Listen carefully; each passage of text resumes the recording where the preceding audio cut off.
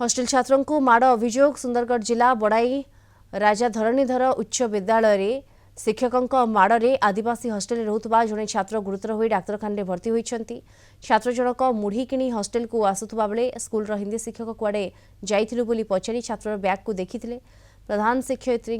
पाखक नेबा परे उभय हिंदी शिक्षक और प्रधान शिक्षयित्री माड़ मारी अभियोग होती। अन्यपटे यह घटन स्कूल प्रधान शिक्षयित्री और हिंदी शिक्षकों प्रतिक्रिया मिल पारि नहीं। मुझे सर और कहते सर से मक्कल डाकिना लांती करी बड़े सर बुझे ना तार पिटले सर तार सर कहले कि सर मुझे सर ये नहीं करूँ सर कहले बड़े सर अच्छे में मुझे पिटले सर मुझे कहवा के नहीं देते सर कहले पिटुत कहवा के नहीं देते कोथरे पिटुतले बाड़ी रे के पिटले अच्छे में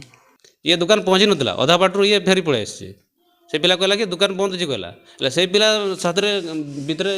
माल धरिक जाता ये जानी ना ना पिलाटा आमर तार दोष कौट रहा बिना मतलब सार कहीं बढ़ेबे